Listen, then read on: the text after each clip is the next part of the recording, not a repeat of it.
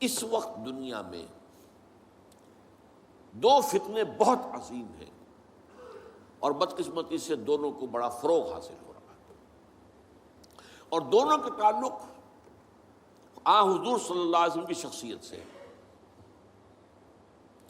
ایک ہے ختم نبوت کی مہر توڑنے والا فتویٰ، نئی نبوت کا دعویٰ۔ یہ ہمارے اس دور میں کچھ عرصے پہلے ایران میں ایک شخص بہا اللہ اٹھا، اور بہائی آج بھی دنیا میں موجود ہے، اور مسلمان ممالک میں موجود ہیں، اور ان کے جو ہے وہ اپنے دفاتر ہوتے ہیں، ان کے جو ہے لائبریریز ہوتی ہیں، ان کے ریڈنگ رومز ہوتے ہیں، اور ویسٹ میں تو بہت بہا اللہ بہائی، یہاں تو آپ زیادہ واقف نہیں۔ لیکن اس کے بعد جو بہت بڑا فتنہ اس وقت ہے، جسے مسلسل فروغ حاصل ہو رہا ہے ابھی، اور اسے وہ اپنی صداقت کے دلیل کے طور پر استعمال کر رہے ہیں، کیونکہ پوری مغربی دنیا ان کے پشت پر ہے، وہ ہے قادیانیت کا فتنہ۔ پوری مغربی دنیا،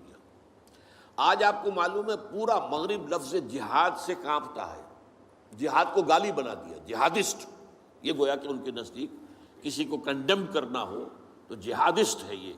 تو یہ جہاد، اس جہاد یعنی قتال کی نفی کی تھی غلام احمد قادیانی نے، اسی لیے انگریزوں کا چہیتا بنا تھا، اس لیے کہ ظاہر بات ہے کہ ہندوستان میں انگریز آ تو گیا تھا، لیکن اس نے یہ نوٹ کر لیا تھا کہ مسلمانوں کے اندر تو جراثیم موجود ہے بغاوت کے، مسلمانوں نے دل سے ہمیں تسلیم نہیں کیا۔ اس کی وجوہات تھی، ایک بات تو یہ تھی کہ مسلمانوں سے تو تم نے حکومت چھینی، ہندو تو پہلے مسلمان کا غلام تھا، اب تمہارا ہو گیا، تو ہندو کے لیے تو معاملہ چینج آف ماسٹرز کا تھا، آقا بدل گئے، یہ تو نہیں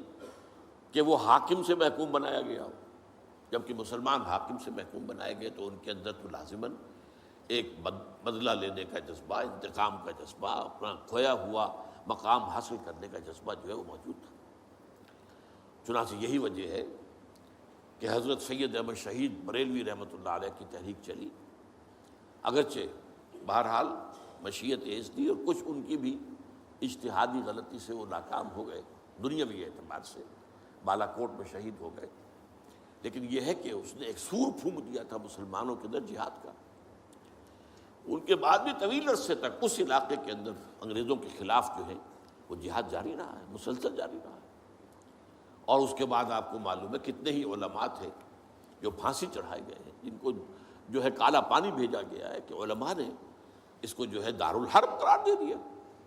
اور دارالحرب کے اندر رہتے ہوئے مسلمان کے لیے فرض ہوتا ہے کہ وہ اس دارالحرب کو جو دارالاسلام بنانے کی جد و جہد کرے۔ یہی وجہ ہے کہ 20ویں صدی کے آغاز تک بھی ہمیں سراغ ملتا ہے وہ ریشمی رومال کی تحریک۔ میرے نزدیک جو 14ویں صدی ہجری کے جو مجدد تھے حضرت شیخ الہند رحمۃ اللہ علیہ اسیر مالٹا،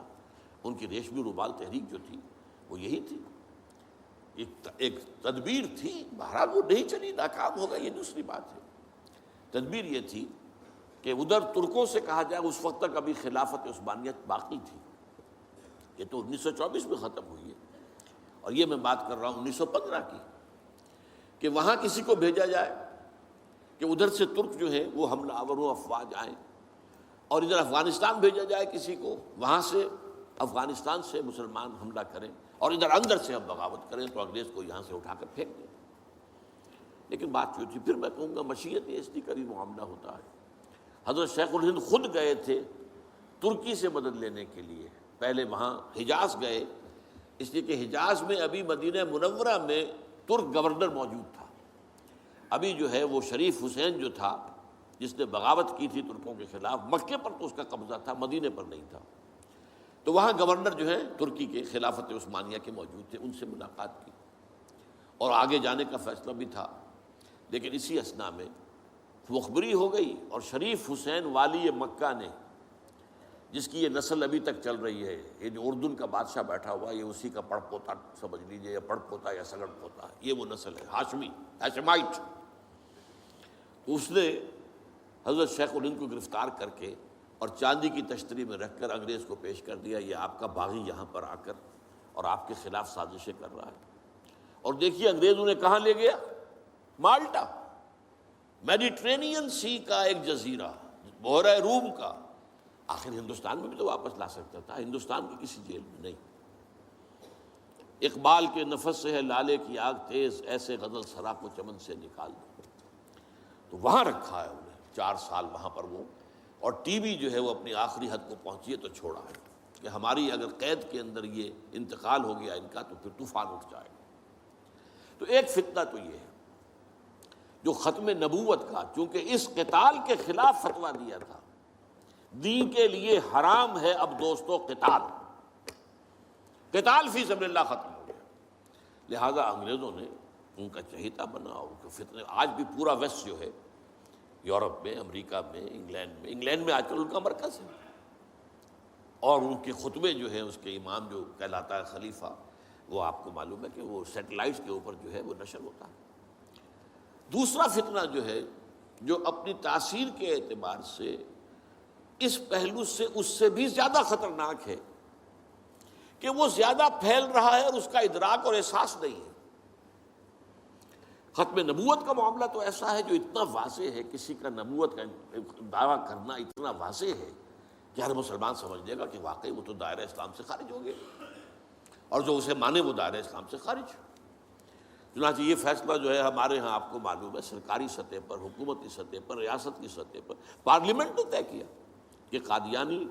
خواہ وہ ربوائی ہے اصل قادیانی، خواہ وہ لاہوری ہے جو لاہوری احمدی اپنے آپ کو کہتے ہیں، وہ دونوں دائرہ اسلام سے خارج ہیں۔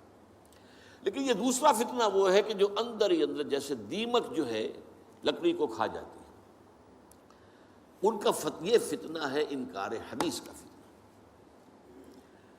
قرآن مانیں گے، قرآن کو سمجھیں گے، حدیث ہاں ٹھیک ہے، حدیث اپنی جگہ ہے، اس میں اخلاقی تعلیمات جو ہیں ان کو ہم سر سے سینے سے لگائیں گے، لیکن مطاع جو ہے حضور کی ذات صرف اپنے زمانے کے لیے تھی، بعد کے لیے نہیں۔ میں نے جو آج آپ کو آیات سنائی تھی، قل اطیعوا اللہ واطیعوا الرسول، اے نبی کہہ دیجئے اطاعت کرو اللہ کی اور اطاعت کرو رسول کی صلی اللہ علیہ وسلم۔ فَإِن تَوَلَّوْا، پھر اے نبی اگر یہ پیٹھ موڑ لے، فَإِنَّمَا عَلَيْهِ مَا حُمِّلَ وَعَلَيْكُمْ مَا حُمِّلْتُمْ، تو ان سے کہہ دیجئے، انہیں یہ بات بتا دیجئے کہ جو ذمہ داری ہم نے ڈالی اپنے رسول پر وہ اسی کے مسئول ہوں گے، جو ذمہ داری تم پر پڑی ہے اس کے مسئول تم ہوگے۔ وَإِن تُطِيعُوهُ تَهْتَدُوا، اور اگر تم ان کی اطاعت کرو گے تبھی تم ہدایت پر ہوگے۔ دوسرا سورۃ تغابن کی آیت میں نے آپ کو سنائی تھی، وَأَطِيعُوا اللَّهَ وَأَطِيعُوا الرَّسُولَ فَإِن تَوَلَّيْتُمْ فَإِنَّمَا عَلَىٰ رَسُولِنَا الْبَلَاغُ الْمُبِينُ، اطاعت کرو اللہ کی، اطاعت کرو رسول کی صلی اللہ علیہ وسلم۔ پھر اگر تم نے پیٹھ موڑ لی تو جان لو کہ ہمارے رسول پر تو صرف پہنچا دینے کی ذمہ داری تھی، آگے تم مسئول ہو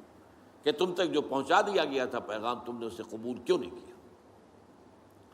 یہ جو اطاعت رسول ہے یہ دائمی ہے، یہ ایسا نہیں ہے کہ صرف حضور اس کے لیے الفاظ استعمال کر دیتے ہیں۔ وہ مرکز ملت اپنے دور میں اپنے زمانے میں مرکز ملت تھے محمد صلی اللہ علیہ وسلم، لہٰذا امیر جماعت کی حیثیت سے، امیر ملت کی حیثیت سے ان کا حکم مانا جانا ضروری تھا۔ لیکن آئندہ تو جو بھی امیر ہوگا، جو بھی مرکز ملت ہوگا، جو بھی حکومت بنے گی، جو بھی مسلمانوں میں حاکم ہوگا، ان کی اطاعت فرض ہے۔ اور یہ فتنہ اس تیزی سے پھیلا ہے، اس تیزی سے پھیلا ہے، اس لیے کہ شریعت کی بہت سی پابندیاں ان لوگوں نے اسی حوالے سے حدیث کو اٹھا کر پھینک دیا۔ پردہ کوئی شے نہیں ہے، کوئی خاص شے نہیں ہے، پردہ جو ہے یہ تو ایک خاص دور کا کلچر تھا بس۔ اب قرآن مجید کی آیات کی جو ہے وہ غلط تعویلیں کر رہے ہیں، ترجمے غلط کر رہے ہیں۔ اب عام آدمی جو ہے، عام جدید تعلیم یافتہ آدمی جو ہے اسے کہاں عربی کا پتہ ہے،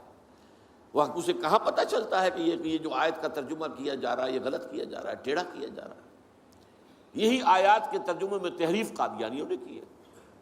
ان کا ایک عام مبلغ اور ان کے زیر اثر کوئی شخص آئے آپ سے بات کرے،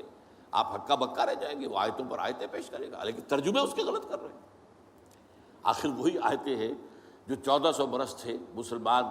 جو ہیں صحابہ سے لے کر اور ہمارے دور تک علماء پڑھتے آئے ہیں، ان کا ترجمہ انہوں نے کیا۔ تو یہاں پر بھی یہ ہے کہ وہ تعویلیں غلط کرتے ہیں، اور ایسی ایسی تعویلیں کہ ذرا سے بھی عقل اگر ہوتا کیا ہے، انسان کی مت ماری جاتی ہے۔ کسی خاص معاملے میں آپ کسی شخص سے متاثر ہو گئے، اب اس کی ہر بات آپ قبول کرتے جائیں گے، اس پر جو ہے تنقیدی نگاہ نہیں ڈالیں گے، یہ کمزوری ہے۔ چنانچہ ایسی ایسی تعویلیں بھی ہیں کہ یہ قرآن مجید میں جو آیا ہے کہ چور مرد ہو یا عورت ہو کے ہاتھ کاٹ دیے جائیں، اس کا مطلب ہاتھ کاٹنا نہیں ہے، تو مولویوں نے خامخواہ غلط بات سمجھی ہے، تو بڑا وحشیانہ فعل ہے۔ اس کا مطلب یہ ہے ہاتھ کاٹ دو، جیسے کہ کبھی والدین کہتے ہیں اپنے بیٹے، بیٹے تم نے تو ہمارے ہاتھ کاٹ دیے، یعنی کوئی معاملہ ایسا ہے کہ تم نے ایسی بات کر دی ہے کہ اب ہمارے پاس کچھ نہیں رہا، کوئی چارہ کاری نہیں، تو گویا کہ تم نے ہمارے ہاتھ کاٹ دیے۔ تو ایسا معاشرہ پیدا کر دو کہ چوری کی ضرورت ہی نہ ہو، بس یہ ہے ہاتھ کاٹ دینا، معاذ اللہ۔ حالانکہ قرآن مجید اس کے بعد کہتا ہے جزاء لما کسبا نکالا من اللہ، یہ جو سزا ہے اللہ کی طرف سے اور ان کے کیے کا کرتوت کا بدلہ ہے، یہ بات کہی جا رہی ہے۔ تو یہ جو ہے ایسا نظام قائم کر دینا، یہ کوئی سزا ہے، یہ کوئی عبرت کی بات ہے، یہ تو بہت اچھی بات ہے۔ لیکن یہ کہ وہ لوگ جو پرویز غلام احمد پرویز، عجیب بات یہ ہے کہ پنجاب نے یہ دو غلام احمد پیدا کیے، غلام احمد قادیانی، غلام احمد پرویز،